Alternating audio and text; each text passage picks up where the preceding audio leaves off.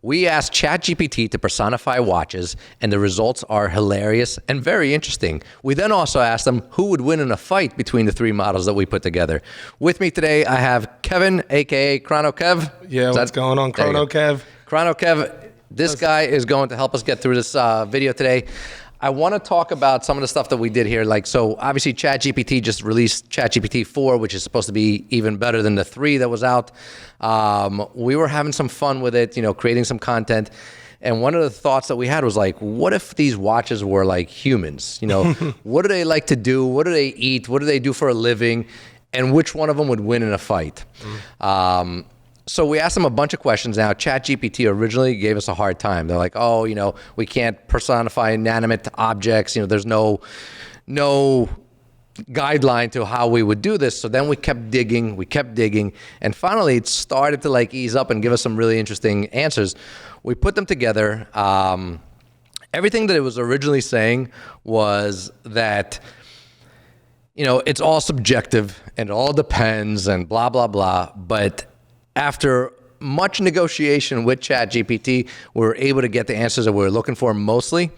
I wanted to jump into it. First of all, have you ever had any experience working with ChatGPT? Have you messed around with it? No, I've never messed with it. I've seen it around, but I just know that when I saw this one, I was super interested. I was like, I have to see what I am. It's cool. Now, you're going to have to forgive me. I am going to have to read some of the stuff off the screen. No, it's obvious. It's a lot of details. Yeah, I can't remember everything that we did in there. The first model that we wanted to personify was the Audemars Piguet Royal Oak. Before I get into what it told me, who is the Royal Oak as a person to you? Myself. You are the Royal Oak. I read it and I was instantly like, that's me. Yeah, because it was I think it was saying something about entrepreneur in fashion, and I immediately knew. I was able to match people I knew in other categories though. Super cool article. So I kind of think when I think of an Audemars Piguet Royal Oak, typically I think of an executive, I think of a business person. I do think somebody younger, maybe 25 to 45. I agree. Obviously, you have to be doing relatively well in order to afford one of these watches. But let's get into some of the details that he gave us. So as far as profession, the professional of a Audemars Piguet Royal Oak as a person is a successful entrepreneur in the fashion industry. Give me an example. Who's a successful entrepreneur we have Ronnie Feig, Kith. He's one of my idols. I love the guy. He's one of the top ones. Pharrell Williams is a huge one. Rest in peace, Virgil. Virgil was the master of it. Virgil was the paddock. Yeah, that's hard because I was reading it and it's like there were certain touches, but I think if you're somebody that likes to create, you're going to fall into that category. And then if you have a love for fashion, it's kind of like a guarantee. So I'd say Pharrell, I'd say rest in peace, Virgil for sure. The guys that come to mind for me are like Marc Jacobs, maybe Tom Ford. I see Tom Ford as an Audemars Piguet guy. Tom Ford for sure. I think he fits that. Yeah, because you have to be polished to a certain extent. You can't just be like one of those free-flowing, super artsy guys and rock a Royal Oak. It's such a good topic. I don't know. It's hard just because it defined it as the fashion side also. Think about so music. It's not just entrepreneur. Yeah, so it would be somebody that actually creates their own. How about just the music industry?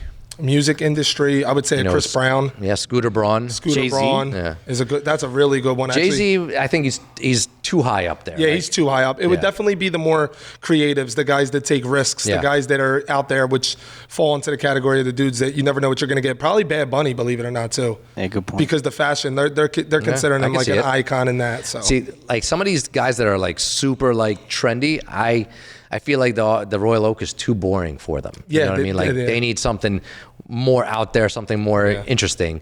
So the hobbies of the Audemars Piguet Royal Oak as a person are playing golf, attending fashion shows, collecting vintage cars. This sounds like it's on point.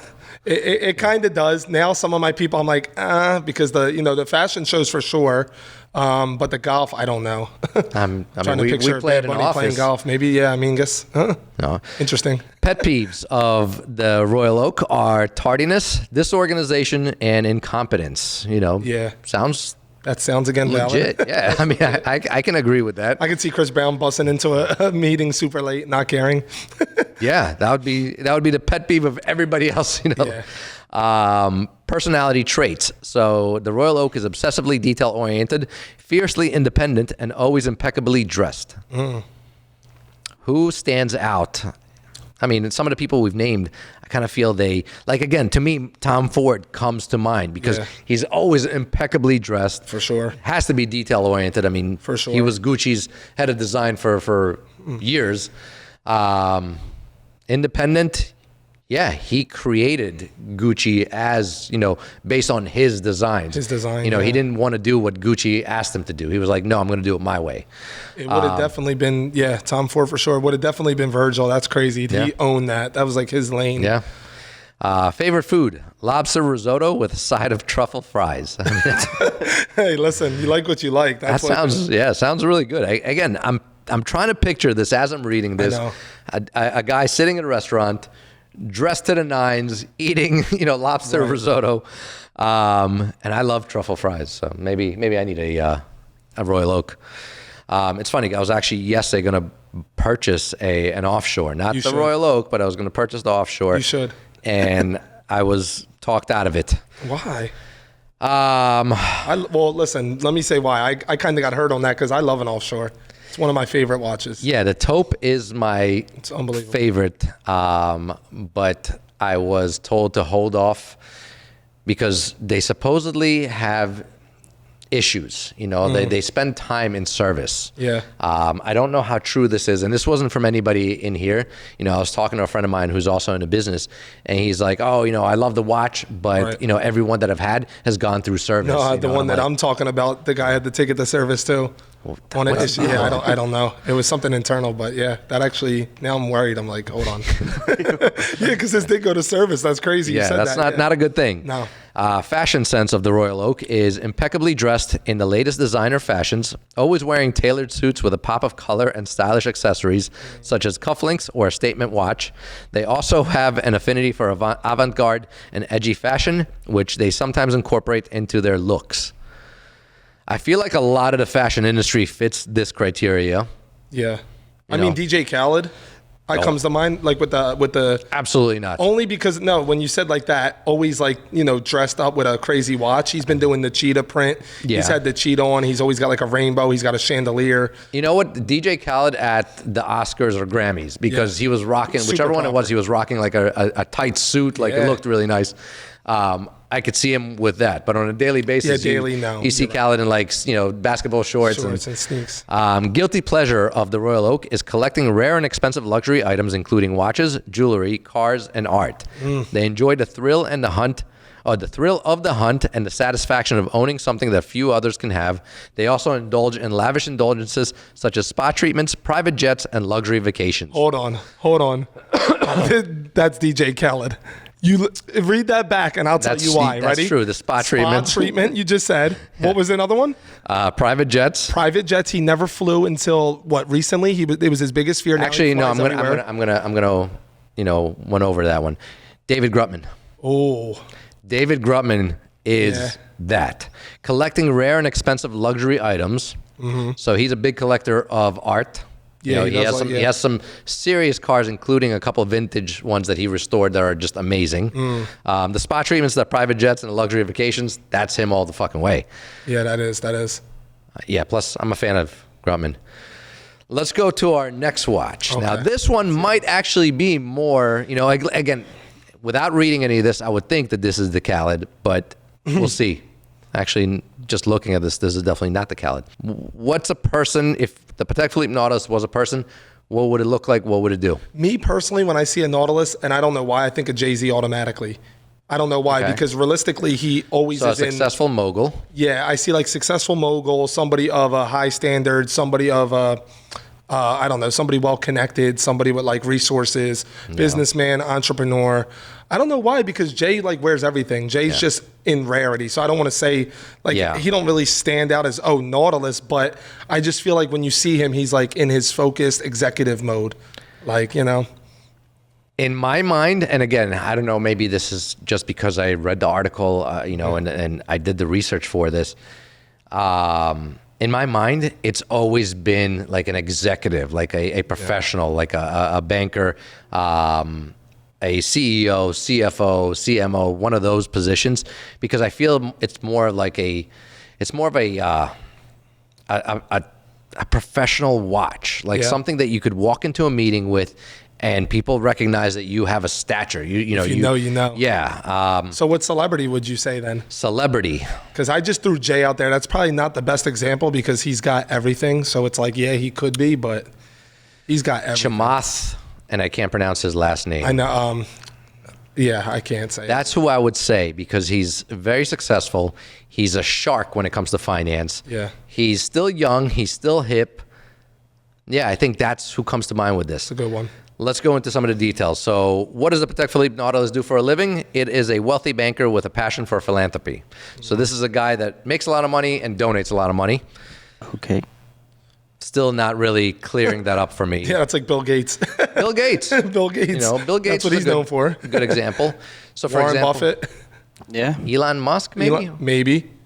I just feel like Elon Musk is so like his own He's creature. weird. It's like, I ain't wearing nothing today. Yeah, he's weird. Like he don't care. Yeah. But I know he does have a giving heart and The hobbies is where it throws it off for me. Hobbies are sailing, skiing, and attending charity galas. gosh, that makes it tough. Now I'm like completely thrown off with that. I feel like you were right though. It's just somebody of a high standard of like CEO because that would just be normal Yeah, I feel like family activities. Yeah, they would be sailing and skiing. You know, yeah. One of my top clients is a CEO of a company of tech engineer, and he's that family guy, and his number one watch is a Nautilus, and he does family trips and resorts, so There you it go. makes sense. Makes sense. Pet peeves: inauthenticity, laziness, and superficiality. So this is a hustling Wow. executive. He Yeah. hates people that are lazy. He hates people that are fake, and he hates people that are not real. Makes sense again. Fake and not real. Same No, that thing. makes sense because this guy I'm referring to, that's all right. It's getting a little weird. He actually is like that. He's like, dude, like cut out the BS. I want the price. I want what it is. I don't want no roundabout. Is it new? Is it used? Is it literally unworn? If not, I don't want you to keep saying it's new. Like be specific. He's just a straight shooter, right to the point. I like it. It's lining up. Personality traits: stoic, and reserved, yet deeply empathetic and driven by a sense of purpose. I could see Yeah. it. It comes more as a reserved, you know, Yeah, that would make sense. executive hustler, but not somebody that's like grinding on the streets. Right, type right, thing, right. You know, favorite food is a perfectly cooked filet mignon. Like I knew this. That's dead on. That's for sure. 100%. Accompanied by a glass of fine red wine. Wine, yep. This is it. The fashion sense, understated and classic, with a preference for timeless pieces and tailored suits in a neutral color such as navy, gray, and black. They believe that true style is about quality over quantity, and they invest in high-end pieces that will stand the test of time. I totally and completely agree with this. This is good. This is actually scary good because I'm just thinking of one client. I know I said that prior, but it's like this is literally him. Besides the fact that he's a little bit on the private side, like he's very like sheltered. He don't want to be out there, like but this person everything would be else, too. yeah, that person definitely would be like. Yeah. So I find myself like, you know, agreeing with a lot of this because I kind of see that in myself. You know, like I recently went from, you know, wearing hype stuff to just going with quality. You know, so again, for work, not the same work. I'm Lululemon usually all the way. That's good. Listen, But be comfortable. as far as like everyday life, you know, going out and spending time when I'm on vacation, I realized recently that I don't want to buy the, I don't know, I guess the off-white stuff, you know, the what else did I use? I used to buy a lot of Kith. I mean, although Essentials, Kith, Kith. yeah, Kith is really good quality. Kith. But I just went the lifelong route. I want to buy Louis, you know, Gucci. That's the I good want to stuff. buy the brands that are going to last forever, that they're not in one year and out the other. So I find myself like, you know, yeah, it's like a agreeing with maturity this. behind it. I actually remember my wife telling me that. She's like, listen, like all the hypebeast stuff, the cool stuff, she's like, it's sharp. But she's like, I kind of like the straight colors, Yeah. like grays, blacks, whites, like Yeah. what do you call them? The more like, I guess, Neutral. colors. Yeah. And it's true. I mean, it's more mature. I completely agree. Guilty pleasure of the Patek Philippe Nautilus is enjoying comfort food and drinks, including hearty meals, craft beers, and fine wines. Dead They on. appreciate the simplicity and nostalgia of comfort foods and enjoy indulging in them from time to time. They also enjoy relaxing and watching classic movies and TV shows. This is getting scary. This is good. on point. This is on point. ChatGPT They is are on king. fire. Go read the article. This is insane. Wow. I like it. Last one that we have is the Vacheron Constantin Overseas. This is going to be interesting. This is a tough one to personify. If I was to ask, you know, to answer this question, like what does an overseas look like as a person? I can't picture this. It's hard. I mean, it would be that guy that's in the middle of the two with the nautilus, and it would be in the middle of something. It's that guy that's pursuing to get the nautilus level, but he's not quite there yet. You think he's pursuing it also on a financial level, like he's not making enough money? Exactly. I would say he's somebody that's in the entrepreneur phase, working towards that high success rate, but it doesn't look like he's quite there yet, but he is seeing some success. I also think it could potentially be the guy that's, very successful, but doesn't like to show off and prefers quality. Like, and he believes in the brand of Vacheron, and he loves the brand. He specifically, loves the finer things in life, and also the quality behind the watches. So it's not just going for the Nautilus just because it's hype and everybody would know. It's like, if you know type stuff. Right. I feel like the overseas probably fits more in there. It's like that hidden label. Like, you don't know what it is. Yeah. But it's something expensive. Yeah, that's a good point. So the profession of a Vacheron Constantin overseas is adventure and travel writer. Travel writer. I could see that. Travel writer for sure. It's just so hard because that watch, I notice it's like there's like a community of people that really like the watch. It's a high value watch. It's super good. It's super nice. But at the same time, it's like usually somebody that's in a Vacheron is pursuing a journey to go to the next level. They usually jump into it. Could be a transient like watch, like it gets you from point A to point C. Yeah. That's the B. I can see, a journalist, if we're going with travel writers, a wine critic, maybe, like one of those jobs. Law firm, yeah, lawyers, they're big on this. Hobbies: hiking, exploring new cultures, and documenting their travels through writing and photography. This is a tough one because you kind of feel like, okay, if this is what you do for a living, you might not make enough to afford an overseas. Yeah, I don't like the description on that. That might be the only one where I'm like, What does the average stainless overseas go for? 25? It depends. Yeah, they range. I mean, I sold one a while ago for 27, 26. I mean, it depends. It really depends on year, make, model, condition. But yeah, they're up there. It's not an everyday watch. It's not your first watch, your entry level. But yeah, I like the disclaimer: year, make, model. Yeah, because people like when they reach out, that's what they say. They're like, "Hey, what does it range?" And I'm like, "Listen, like, it depends. How do you want it?" Like, the personality traits: free-spirited, creative, and always on the lookout for new adventures. I could see this person climbing mountains. That's what I just thought of. Hiking. Yeah, doing some stuff that's like, Fishing. bucket list type stuff. Fishing, maybe ski. Yeah, ski. It said skiing, right? Did it say skiing? Or No. was that the other one? No skiing on here. Hiking, exploring new cultures. Okay, taking like wild trips. I have two Vacheron Doing like customers. safari in Africa, things like that. Favorite food: fresh ceviche with a side of plantain chips, enjoyed on a beach overlooking the ocean. Yo, I want to eat fresh ceviche. That sounds amazing, but I don't know. I don't know about this one. I'm going to be honest. This is a tough one. I'm going to give a little pushback on this one. This one's hard because Vacheron it's like, I know I'm in the field with it. Like, there's certain people who ask for this watch and there's reasons behind it, but it is the quality. It is like the uniqueness of it. It is the fact that they have one of the best dials in the industry, but it's one of those things where everybody I've met that has a Vacheron, I can think of two clients off my head. They're very laid back. What do they do very for a living? They like to just grill. The one is he does law, and the other one does accounting. So it's like they're in that industry of professionalism, but back home they're very chilled. They like to smoke their cigar, cook on the grill. I don't see them as adventurous people, so it's messing with my head a little. But hey, listen. You think they're eating ceviche? I don't know. No. Well, maybe let's see if the fashion sense. Let's see the fashion. fits. I'll tell you right now with the fashion. Relaxed and comfortable with a preference for neutral fibers and comfortable, functional clothing that allows them to move freely and explore the world. They often wear casual clothing in earthy tones. I mean, this kind of... That's what you said. This kind of sounds more like a tree hugger type thing, like a very, free spirit. Free spirit. Oh, wait a minute. I'm just... Khakis, linen shirts, comfortable sneakers or boots. When they do dress up, they opt for simple, elegant pieces. Yeah, I mean, the first part was dead on. But the lawyer has to be wearing suits on a daily basis. At work, but maybe because I'm seeing him off of work, he was the beginning description, like laid back, very simply dressed, just like sweatshirt, chill, real comfortable. It's like that status where somebody has money, but they're not screaming, I have money. You just, you know. That's what the watch says, too. The watch says, I have money. But I'm not looking to show it off with something else. And if you don't know what this watch is, you don't know that I got money. Correct. That's another thing. The guilty pleasure of the Vacheron Constantin overseas is social media and digital content consumption, including spending hours scrolling through Instagram, TikTok, and other social platforms. They appreciate the beauty and creativity of digital content and enjoy following influencers and creators who inspire them. They also indulge in online shopping and ordering food delivery. I mean, we all indulge in online shopping and ordering food delivery. I mean, no, it's funny because Me and Marco were just recently at a client's home who actually was a Vacheron owner, and he was showing us everything he bought online, on online groups. So that's kind of creepy that you said that. And he was very big on like, you know, keeping up with like what we have posted, listed, looking to trade his stuff in. So Might be right, bro. it's weird, man. This is. I think ChatGPT can read our minds. That's kind of scary. So the last question that we had for ChatGPT, and I think something that, you know, anybody or everybody would like to know, is which one of these watches would win in a fist fight?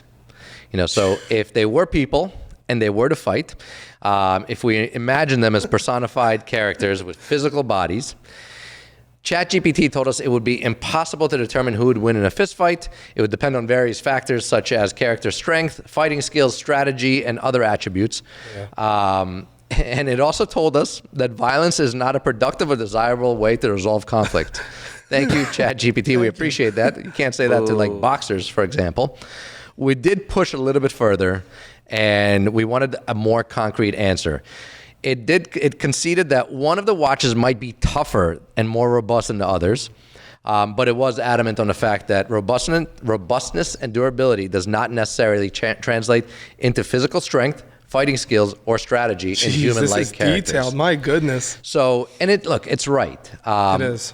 Which watch of the three watches that we said would be considered the most durable? I feel like if we're thinking deep, this is going to be a little deep, but I like, again, the Royal Oak stands out to me because it's the independency. I know you mentioned that. It's this CEO dude who probably had to go through so much trouble and trial and perseverance to push through. You know the dude's not going to quit if he's getting jumped in a brawl. I know I'm like overthinking it, but these are the personality traits. This is a winner. This is a dude that doesn't like to lose. This is a guy that doesn't want to fail. I can see it being a gambler. Yeah, probably. Risk taker, taking risks. Okay to fail. Like, you think he'd be the first one to throw a punch? No. I think the Nautilus would be the first one to throw a punch. For sure. The Nautilus would definitely. Overseas, I feel like, would try to talk the two out of it. The overseas would be like, chill, guys, let's all hang together. Let's go for a hike. Get a beer. Let's drink a craft beer. The Nautilus would start the fight because the Nautilus would, it's Nautilus is more like, you know. This is so interesting. Showy. ChatGPT did tell us that stereotyping people based on the brands they prefer is not fair or accurate, and it's important to celebrate the diversity of individuals rather than making assumptions based on external factors. Thank you, ChatGPT, for awesome. Really clearing this up for us. It's nice to see that we can kind of get some detail. Now, I don't know if AI will ever be able to like really fully answer this, but okay, we agree on the fact that the Royal Oak is the most durable. We agree on the fact that the Nautilus would throw the first punch. For sure. Who would win? Patek, Nautilus, and Royal Oak? I don't know. That's hard because I'm just imagining taking the two watches and banging them together. And saying, no, they're both very unique, but it's just, I don't know. When I think of like strength and like somebody that's at the top of the game and known and just, they changed the whole watch industry. I'm just thinking of that person that goes back to Royal Oak. I mean, they have had the same design. They have been so successful. They haven't had to change much. They're durable watches. I'm going to throw two curveballs in there. One, if you throw a Submariner in there, it's taking the fucking game. Oh, yeah, it's game beating over. everybody Game out. over. Submariner. Two, can knock that thing off. Patek's slogan is, you never actually own a Patek. You're holding it for the next generation, which means it's probably strong enough to survive for the next generation. Yeah. That might make it more difficult to overcome. That would have made it really tough because they're like long-term investment piece, pass it on, hold value, keep working forever. Plus, the Nautilus can hire guys to take care of the Royal Oak. Yeah, this is crazy. See, this is crazy. You know why people are going to love this article? Because people love matching themselves to something. It's like, oh, the horoscope. Oh, that is me. That's true. So you know how people love that. So this is a crazy article. If you were a watch, take these three out of the picture. You were personified as a watch. Which one would you be? Ooh, a GMT. A GMT. Yeah, that's why I love the Pepsi so much. Everybody knows that. The reason why is because it's like dual time. I have two different personalities in one sense. Like, I'm that nice guy. Roman always says it. I'm the nicest dude you'll meet. Super energetic. But then I have a side where it's like, if I'm around you too much, I'm annoyed by you. Or if you start with me, I'm like on defense mode.